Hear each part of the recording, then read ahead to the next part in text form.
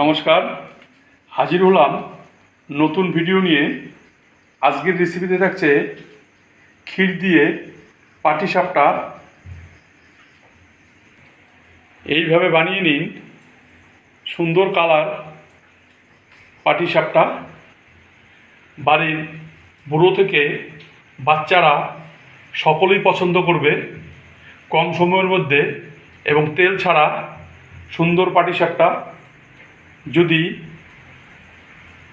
ভিডিওটি ভালো লাগে অবশ্যই চ্যানেলটিকে সাবস্ক্রাইব, লাইক এবং শেয়ার করবেন।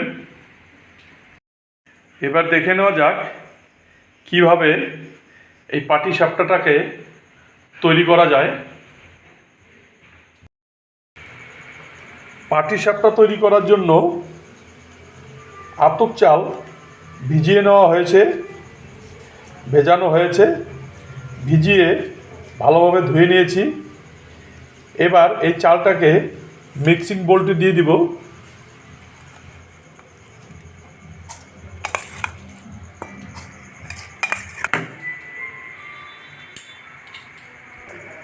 পেস্ট করা চালটাকে একটা বাটিতে ঢেলে নেওয়া হচ্ছে। ক্ষীরের পুর তৈরি করার জন্য একটা কড়াইতে হাফ লিটার পরিমাণ দুধ নিয়ে নিলাম। এবার দুধটাকে ভালোভাবে জাল দিয়ে নিব। প্রথমে ওভেনের আঁচটাকে একটু বাড়িয়ে দিয়ে দুধটাকে বলক দিয়ে নিব। তারপরে দুধটাকে আস্তে আস্তে জাল দিয়ে নিব।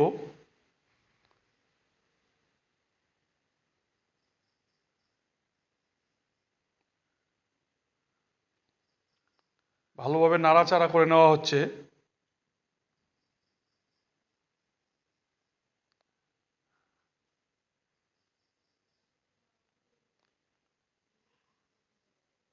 এর মধ্যে কিছুটা গুঁড়ো দুধ দিয়ে দিচ্ছি।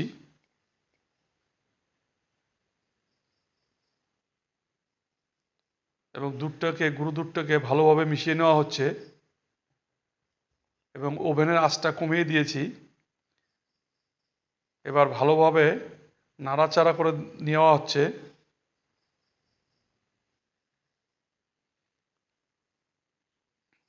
এর মধ্যে পরিমাণ মতো চিনি দিয়ে দিচ্ছি। আমি এখানে হাফ কাপ চিনি দিয়ে দিয়েছি। আপনারা যদি মিষ্টি বেশি খান চিনি একটু বেশি দিয়ে দিবেন।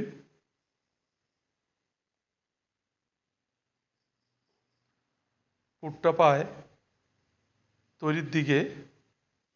এর মধ্যে 1 চামচ পরিমাণ ঘি দিয়ে দিলাম। ঘিটা দিলে সেন্টটা ভালো আসবে।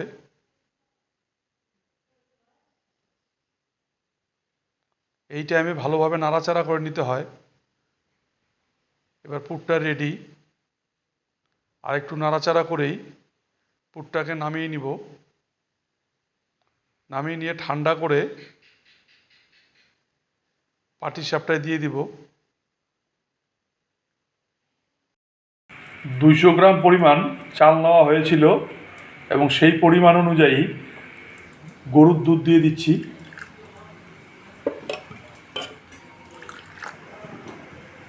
পরিমাণ মতো চিনি দিয়ে দিচ্ছি।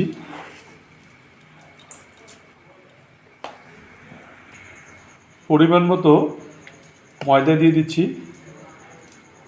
এটাকে ভালোভাবে গুলিয়ে নিব। যদি আরও ময়দার প্রয়োজন হয় আবার দিয়ে দিব।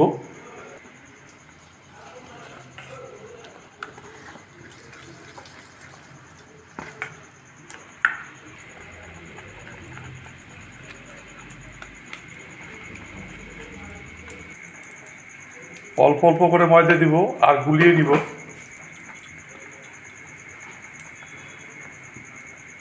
এবং গোলানোটা যেন পারফেক্ট হয়। বেশি পাতলা হলেও চলবে না এবং বেশি ঘন হলেও চলবে না। গোলানোটা মনে হয় পারফেক্ট হয়েছে। দেখে নেওয়া যাক কি হয়। এইবার ভেজে নেওয়া হচ্ছে।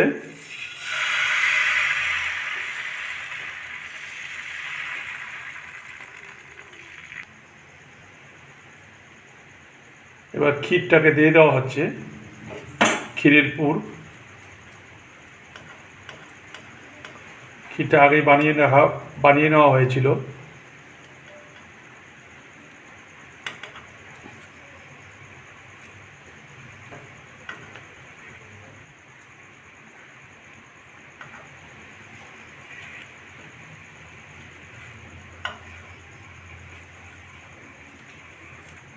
একদম সুন্দর, পারফেক্ট হয়েছে।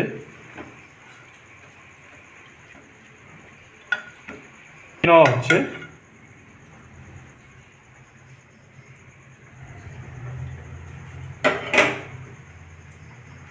একটা বানিয়ে দেখানো হচ্ছে।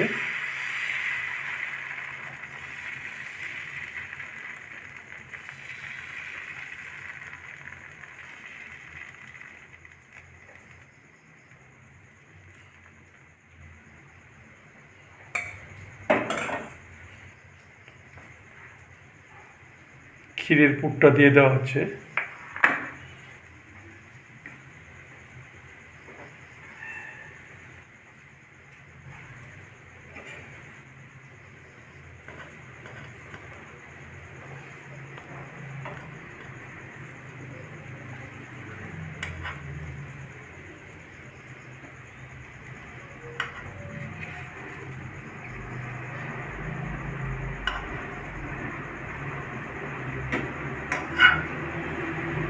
এটাও রেডি।